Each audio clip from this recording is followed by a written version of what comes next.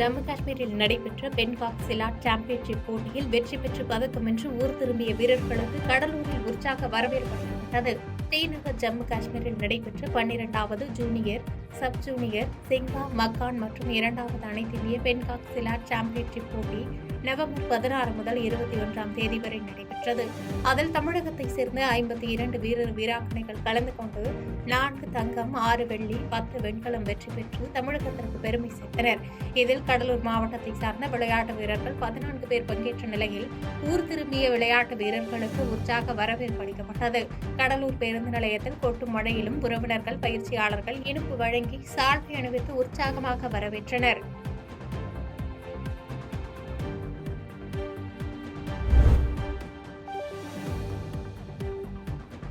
கூலி உயர்வு, மூலப்பொருள் உயர்வு போன்ற பிரச்சினைகளுக்கு தீர்வு வேண்டி கோவை, திருப்பூர் மாவட்ட தறி சங்கத்தினர் வரும் ஜனவரி 15ஆம் தேதி முதல் உற்பத்தி நிறுத்த போராட்டத்தில் ஈடுபட போவதாக தெரிவித்துள்ளனர். திருப்பூர் மாவட்டம் பல்லடம் அருகே ராயர்பாளையத்தில் உள்ள தனியார் திருமண மண்டபத்தில் சிஸ்வா நிர்வாக குழுவின் ஆலோசனை கூட்டம் நடைபெற்றது. கூட்டத்தில் கடந்த 2 ஆண்டுகளுக்கு முன்பு கொடுக்கப்பட்ட அதே கூலி தொகையை கொடுக்க வேண்டும், ஆட்டோவின் துறைக்கு தனி மின்கட்டண விகிதத்தை நிர்ணயிக்க வேண்டும் உள்ளிட்ட தீர்மானங்கள் நிறைவேற்றப்பட்டன. மேலும் கூலி உயர்வு, மின்கட்டண பிரச்சினை ஆகியவற்றுக்கு ஜனவரி 1ஆம் தேதிக்குள் அரசு தீர்வு காணாவிட்டால் ஜனவரி 15ஆம் தேதி முதல் உற்பத்தி நிறுத்த போராட்டத்தில் ஈடுபட போவதாகவும் தெரிவித்துள்ளனர்.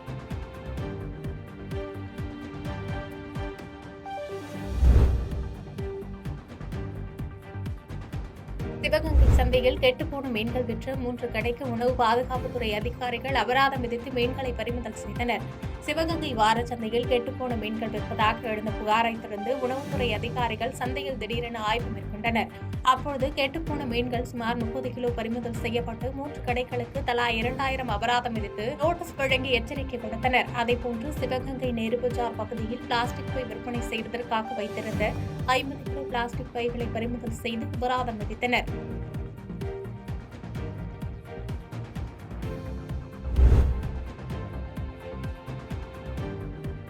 புதுக்கோட்டை மாவட்ட வருவாய் ஆலையில் கடந்த 3 ஆண்டுகளாக துணை வட்டாட்சியர் நிலையில் பணிபுரிந்து வரும் நபர்களுக்கு பணிவரன் முறை வழங்க வலியுறுத்தி வருவாய்த்துறை அலுவலர்கள் காத்திருப்பு போராட்டத்தில் ஈடுபட்டனர். புதுக்கோட்டை மாவட்ட ஆட்சியர் அலுவலக வளாகத்தில் தமிழ் மாநில வருவாய்த்துறை அலுவலர் சங்கத்தினர் 100க்கும் மேற்பட்டோர் 5 அம்ச கோரிக்கைகளை வலியுறுத்தி பணி புறக்கணிப்பு செய்து காத்திருப்பு போராட்டத்தில் ஈடுபட்டனர். போராட்டத்தில் மாவட்ட வருவாய் ஆலையில் கடந்த 3 ஆண்டுகளாக துணை வட்டாட்சியர் நிலையில் பணிபுரிந்து வரும் நபர்களுக்கு பணிபுரன் முறை மற்றும் பகுதிக்கான பருவ விளம்பர ஆணை வழங்கிட உரிய நடவடிக்கை மேற்கொள்ள வேண்டும் உள்ளிட்ட 5 அம்ச கோரிக்கை வலியுறுத்தி போராட்டம் நடத்தினர்.